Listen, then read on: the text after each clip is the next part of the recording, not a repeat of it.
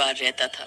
सब कुछ अच्छा चल रहा था, पर एक दिन एक हादसे में दोनों पति पत्नी की मौत हो जाती है। पर उनकी एक बेटी भी होती है जिसका नाम पिंकी था। पिंकी बहुत छोटी थी। अनाथ होने के बाद पड़ोसी उसके चाचा चाची को पिंकी की जिम्मेदारी उठाने को कहने लगते हैं। समाज से बेबस होकर मजबूरन वे लोग पिंकी को अपने पास रख लेते हैं। चाचा चाची उसे बिल्कुल भी पसंद नहीं करते थे। पता नहीं कहाँ से ये बला मेरे मत्थे पड़ गई। सुबह सुबह उठो तो इस मनहूस की शक्ल देखो। अरे महारानी, सुबह हो गई है, उठ जाओ अब और जाके चाय बनाओ मेरे लिए।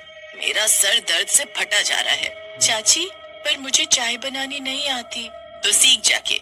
मुझे भी बच्चा पालना नहीं आता, फिर भी तुझे लेकर आई ना इस घर में पालने के लिए। पिंकी के चाचा चाची उस पर बिल्कुल रहम नहीं खाते थे। प्यार जताना तो दूर की बात, चाची उस पर सारे घर का काम करवाती थी और सबके खाने के बाद जो बचता वो उसे खाने को दे देती। एक दिन उसकी पड़ोसन विमला आती है।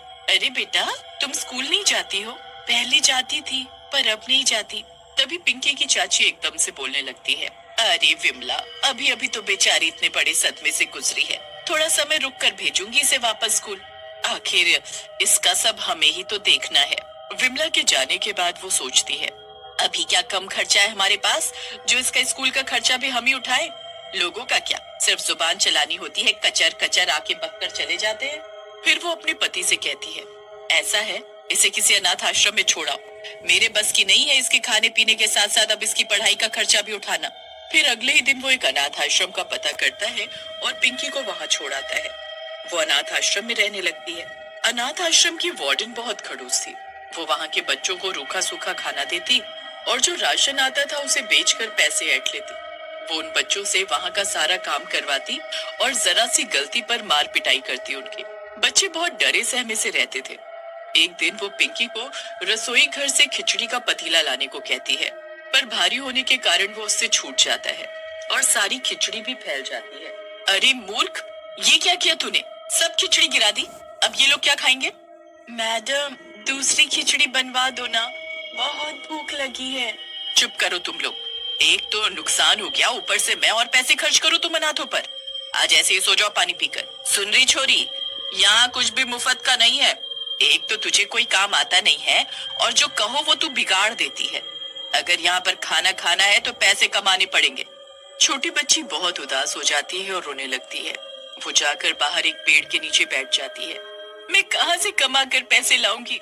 मुझे तो कोई काम भी नहीं देगा और न ही मुझे कोई काम आता है। मेरे माँ बाप क्यों चले गए? मैं कितनी अकेली पड़ गई हूँ। कौन मेरी मदद करेगा अब? और वो बाजार में काम ढूंढने निकल जाती है। छोटी बच्ची उदास चेहरा लेकर बाजार में घूम ही रही होती है कि उसे कुछ बच्चे छोटी छोटी दुकान लगाए बैठे दिखते हैं। उन्हें देखकर उसके दिमाग में एक बात आती है, क्यों ना मैं भी कुछ सामान बेचना शुरू कर दूं, जिससे कुछ पैसे आ जाए करेंगे। पिंकी के पास कुछ खिलौने और कुछ अच्छे कपड़े थे। उन सब सामान को लेकर वो बाजार में चली जाती है और वहाँ पर सारा सामान एक चटाई के ऊपर रख देती है और उनको बेचना शुरू करती है। कुछ लोग थोड़ा बहुत सामान खरीद कर ले जाते हैं पिंकी की दुकान से। अनाथ पिंकी का तो जैसे तैसे गुजारा चल रहा था। वहीं दूसरी ओर उसी शहर में एक सुनसान इलाके में एक झोपड़ी थी जिसमें एक चुड़ैल रहती थी। वो चुड़ैल अपना पेट भरने के लिए लोगों को मारकर खाती थी और उनका खून पीती थी। एक दोपहर एक आदमी उसी झोपड़ी के पास से गुजर रहा होता है। तभी उसे कुछ आवाजें सुनाई देती हैं। आओ हुजूर, तुमको सितारों में ले चले, चाहे कुछ भी हो जाए, तुम्हें हम लेकर जाए। आवाज सुनकर उसका ध्यान उस झोपड़ी की तरफ जाता है। वो देखने के लिए झोपड़ी के दरवाजे पर पहुंचता ही है कि तभी चुड़ैल उसे अपनी झोपड़ी में खींच लेती है और उसे मार देती है। ऐसे ही वो बहुत लोगों को मारकर अपना पेट भरती थी। ये खबर कुछ महीनों में आसपास के शहरों में फैल जाती है और लोग उस झोपड़ी के पास से निकलना बंद कर देते हैं, जिस वजह से चुड़ैल को बहुत दिनों से कुछ भी खाने को नहीं मिल रहा था। भूख से बेहाल चुड़ैल अपना भेष बदल कर घूमते घूमते पालम शहर में पहुंच जाती है। वहाँ पर एक बहुत बड़ा बाजार लगा हुआ था। अरे ये क्या झमेला है यहाँ? इतनी भीड़ क्यों है यहाँ आज? इतने भीड़ भड़ाके में मैं शिकार कैसे करूंगी? तभी चुड़ैल की नजर उस अनाथ बच्ची पिंकी पर पड़ती है जो कि क्रिसमस का सामान बेच रही थी। चुड़ैल पिंकी की दुकान को ध्यान से देखती रहती है और सोचती है, ये क्या बेच रही है? इन सब का क्या करते होंगे लोग? वो बदले हुए भेस में पिंकी के पास जाती है और उससे पूछती है, तुम ये सब क्या बेच रही हो और ये बाजार इतना हरा भरा क्यों है आज? अरे आपको नहीं पता, क्रिसमस आने वाला है, ये सब उसी का सामान है। क्रिसमस? क्रिसमस क्या होता है? अरे आपको इतना भी नहीं पता? क्रिसमस पर एक बुढ़े अंकल आते हैं रात को 12 बजे, जिनका नाम सेंटा क्लॉज है, और हम बच्चों को गिफ्ट देते हैं। तभी वो चुड़ैल अपने असली रूप में आती है और पिंकी की दुकान उखाड़ फेंकती है। अरे ये क्या किया? इतनी मेहनत से मैंने जैसे तैसे पैसे इकट्ठे करके सामान खरीदा था और तुमने सब फेंक दिया। मैं इतने दिनों से भूखी हूँ। मैं अपना खाना ढूंढने आई हूँ यहाँ, ना कि दूसरों को खाना देने। मैं सबका खा जाऊंगी। वैसे भी बहुत दिनों से कुछ खाया नहीं मैंने। चुड़ैल को देखते ही सब लोगों के हक्के बक्के छूट जाते हैं। पूरे बाजार में अफरा तफरी मच जाती है। चुड़ैल ये सब देखकर जोर जोर से हंसती है। भागो भागो। कहाँ तक भागोगे? आज कोई नहीं बचेगा। कहीं तक भी भाग लो, कोई फायदा नहीं है। सब शिकार बनेंगे आज मेरा। फिर चुड़ैल पहले एक आदमी के घर में जाती है और उसे भी खा जाती है। फिर वो गुस्से में दूसरे घर में जाती है और छत में आग लगा देती है और एक बूढ़ी औरत को खा जाती है। ऐसा करते करते वो आगे बढ़ती है और पूरे शहर में धीरे धीरे लोगों को मारने लगती है। किसी का हाथ कहीं फेंक देती है तो किसी के कटे पैर कहीं पड़े मिलते हैं। पर जो लोग घरों में सोए पड़े थे उन्हें पता ही नहीं था कि ये रात कितनी भयंकर बीत रही थी।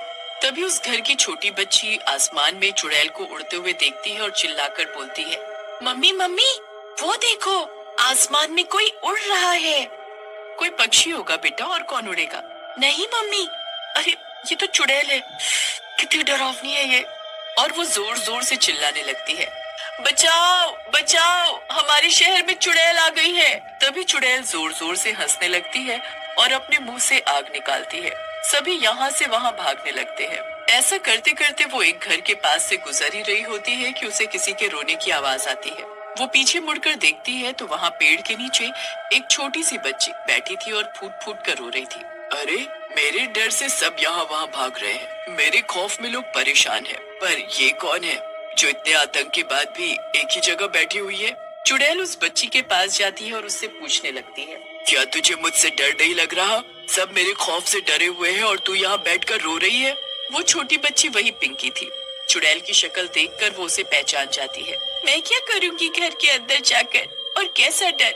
और मैं आपसे डर भी खाऊं तो किससे जाकर बोलूं कि मुझे बचाए आकर? चुड़ैल ये सुनकर एक पल को सोच में पड़ जाती है।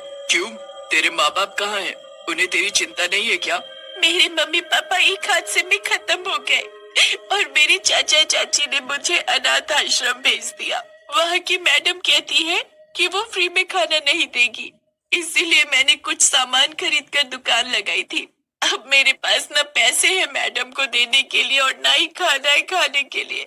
मैडम ने मुझे सजा के तौर पर रात भर आश्रम से बाहर रहने के लिए बोला है। तभी रोते रोते पिंकी के हाथ से एक तस्वीर गिर जाती है। चुड़ैल उस तस्वीर को उठाकर देखती है। उसे वो चेहरे कुछ जाने पहचाने से लगते हैं। वो पिंकी से तस्वीर के बारे में पूछती है। ये मेरे मम्मी पापा की तस्वीर है। इनके जाने के बाद से मैं अकेली पड़ गई हूँ। मैडम भी मुझे बहुत मारती है। इससे तो अच्छा होता मम्मी पापा मुझे भी साथ लेकर जाते। इन्हें तो मैंने कहीं देखा है, पर वो बच्ची के सामने कुछ बोल नहीं पाती है। चुड़ैल को पिंकी की कहानी सुनकर बहुत पछतावा होता है। चुड़ैल उदास चेहरे से अपने मन में सोचती है, ये तो वही लोग हैं जिनको मैंने खाया था। मैंने कितनी बड़ी गलती की। मेरी वजह से इस बच्ची के माता पिता इससे छिन गए और अब ये बच्ची अनाथ है सिर्फ मेरी वजह से। और देखो तो कैसे तड़प रही है। आज पहली बार चुड़ैल को पछतावा हो रहा था। उसे अंदर ही अंदर बहुत बुरा लग रहा था कि वो अभी तक कितना गलत करती आ रही थी। अपनी भूख मिटाने के लिए लोगों को मारती रही और उधर उनका परिवार उनके पीछे रोता रहा। फिर चुड़ैल उस बच्ची से माफी मांगती है। बेटा, मुझे माफ कर दो।